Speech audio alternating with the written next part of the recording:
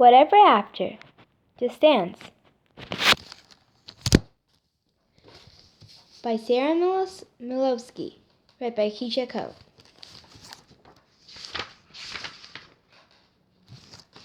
Chapter 1. The Fairy at Home. I can't wait for tomorrow, my best friend Frankie says. It's Friday, and the school dismissal bell just rang. Frankie and I are heading down the hall with our other best friend, Robin.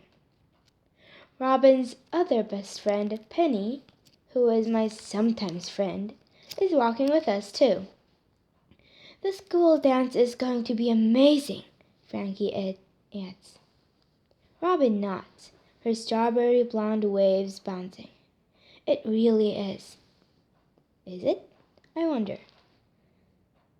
Everyone around us in the hallway is talking about the dance too. I get it. Our school dance sounds fun. Why? 1. It's only for 5th graders. That means us. 2nd, we can request our favorite songs from the DJ. 3rd, the gym will be decorated with streamers and balloons. Plus, there will be a refreshments table with punch and all kinds of cookies. But here's why I'm not so excited about the dance. First, I'm a terrible dancer. 2nd, I'm a terrible dancer. 3rd, did I mention I'm a terrible dancer? I'm going to wear my gold dress, Penny announces, her eyes glinting. And my new shoes. Of course she got new shoes for the occasion. I'm going to wear my favorite off-the-shoulder sweater and leggings. Robin chimes in as we wave around a crowd of kids. I think I'll wear my jeans with the checkered pockets, Frankie says, pushing her red glasses up to her nose. What about you, Abby? She asks me. Oh, I haven't thought about what to wear. I'm trying to get out of going. Every time I think about the school dance, I think about the incident. It happened last month at my cousin Harry's bar mitzvah. A bar mitzvah is a celebration when a Jewish boy turns 13. It's super fun. There's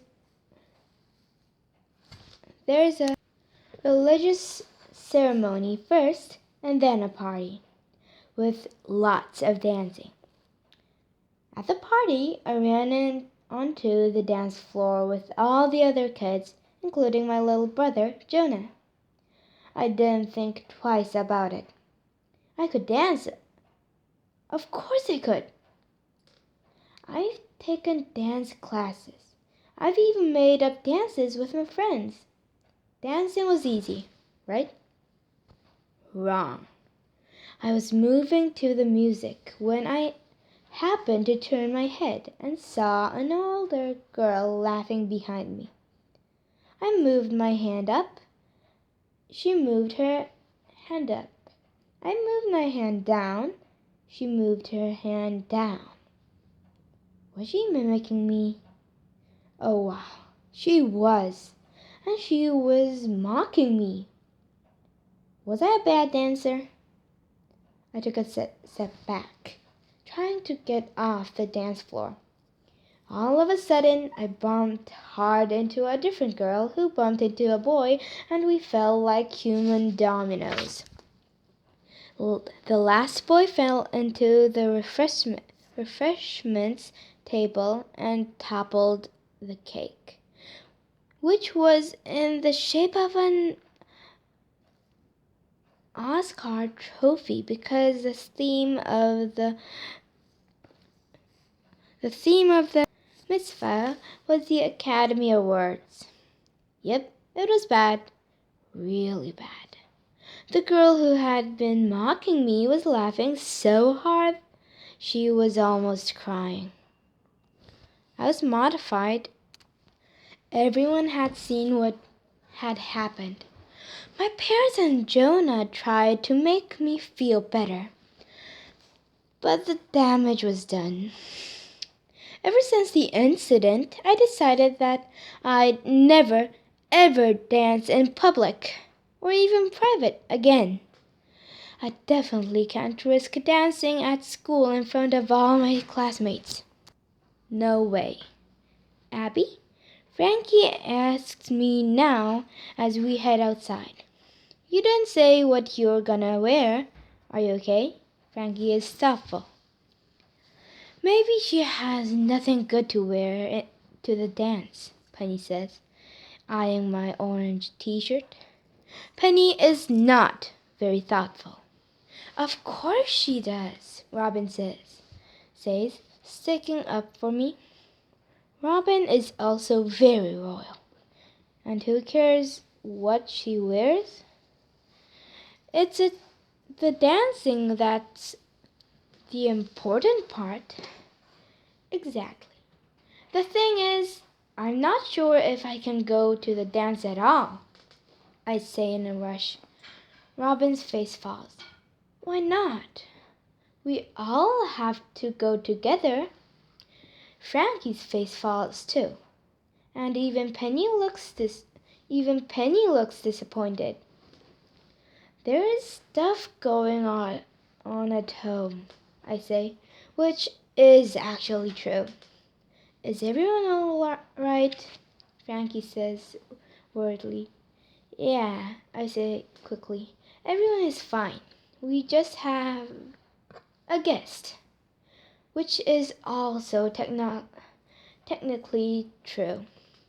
Who? Robin asks, exchanging a confused look with Frankie. I usually tell the two of them everything, and I haven't mentioned any guests. Yeah, who? Penny demands. A friend of the family, I say, which is not really true.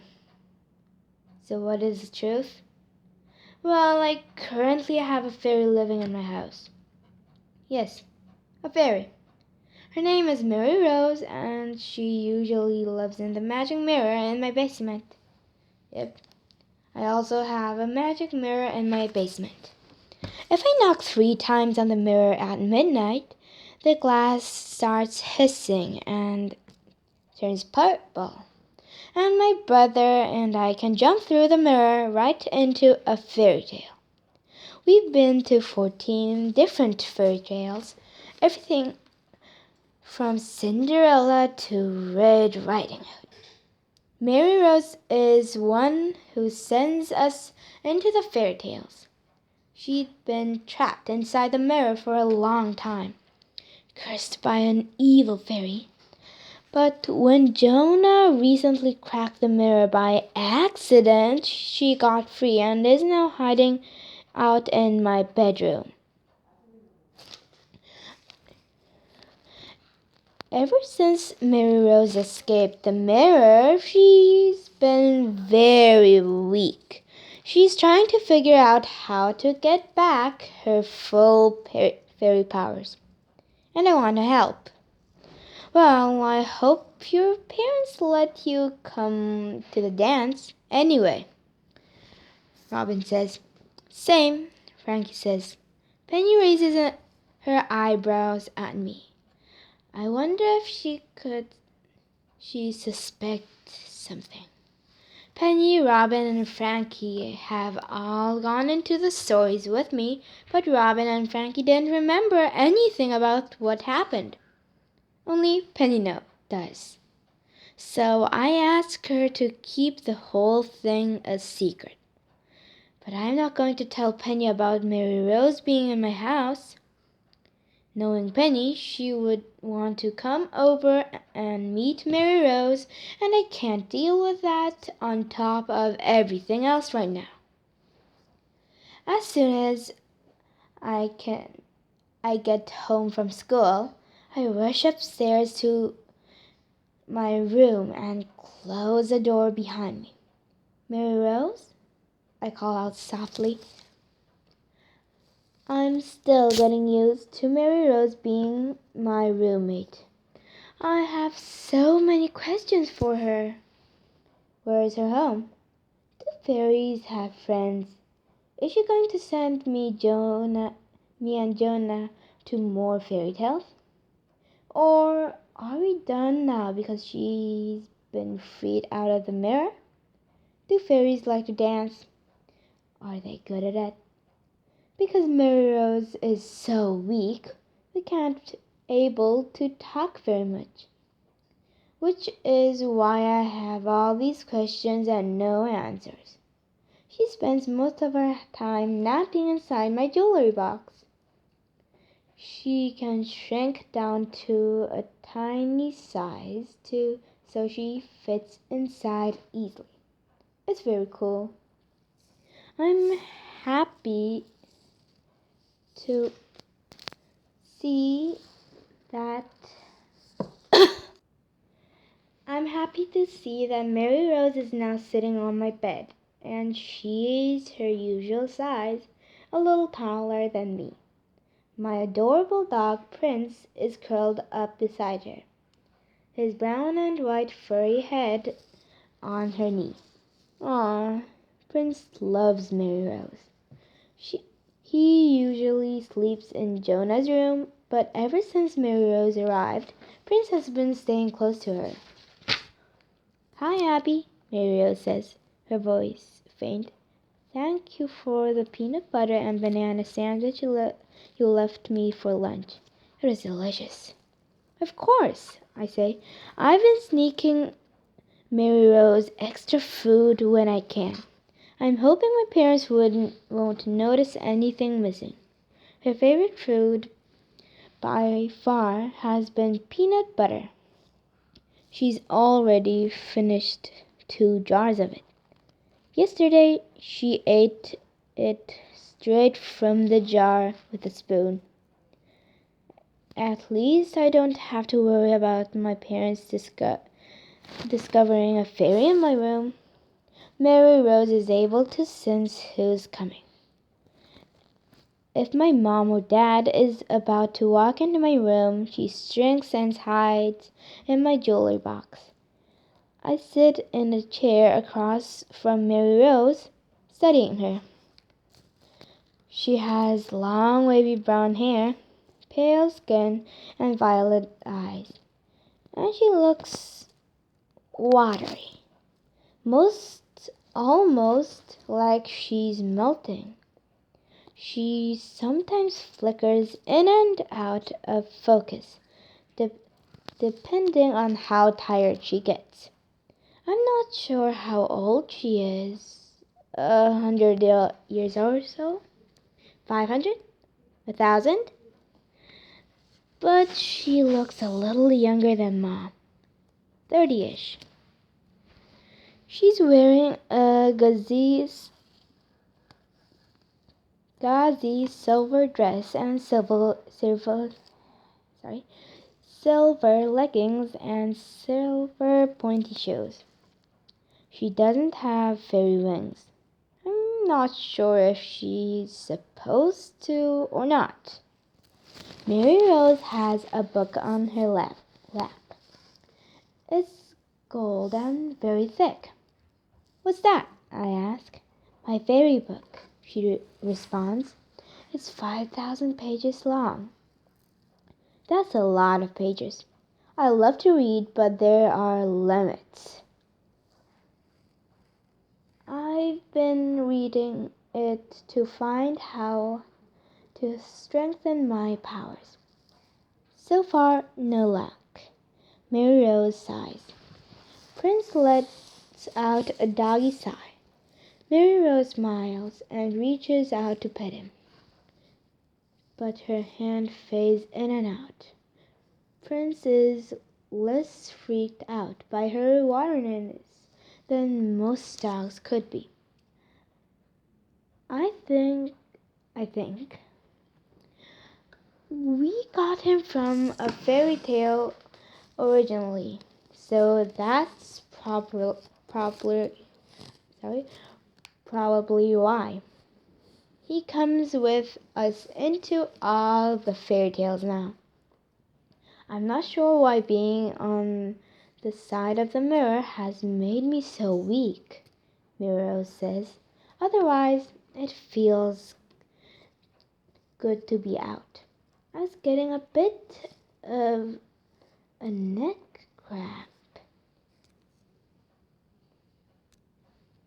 How long were you in there? I asked eagerly. Hard to say. At least a few hundred years. Her mouth gets watery, which I know means she's too weak to talk more. Knock knock, knock knock, knock knock. That's Jonah's secret knock when he wants me to know it's him. Come in, I call. Jonah rushes in and shuts the door. He sees Mary Rose on my bed, and his face lights up. Hi, Mary Rose, he says. She manages a little wave. Jonah hurries over to Prince and scratches behind his ears. Hey, Prince, you used to come running to me when I got home from school. What happened? He's been hanging out with Mary Rose, I say. She might be his new favorite person. Jonah's smile wavers. Oh well, I'm glad he likes her. I need to rest, Mary Rose says through a yawn. Going through sleep in box. She turns all watery and then shrinks down to the size of my pinky and floats over to the jewelry box. Prince lets out a bark, looking sad. She'll be back, I assure my dog. She's just napping. Mary Rose sleeps while I do my homework and keeps sleeping all through dinner time. We have spaghetti and meatballs, and I sneak some food into my napkin when no one is looking. After dinner, I go upstairs and leave the meal for Mary Rose on my desk. I check to make sure she's still sleeping in the jewelry box, and am glad to see she is. She looks almost pretend in there, like a magic plastic toy. I say good night to my parents and Jonah, brush my teeth, and climb into bed. Prince curls up at the foot of my bed. Good night, Mary Rose, I call to my jewelry box. I hear the faintest snore, and I smile, falling asleep. The next thing I know, someone is shaking on my shoulder. I open my eyes. It's dark in my room. I glance at my alarm clock. It's 11:55 p.m. Mary Rose is standing beside my bed. Abby, Mary Rose says, I'm sorry to wake you up, but is everything okay? I ask. I need you to go back into a fairy tale, she says. Right now. Bye-bye. Thank you for listening. This is Keisha Co.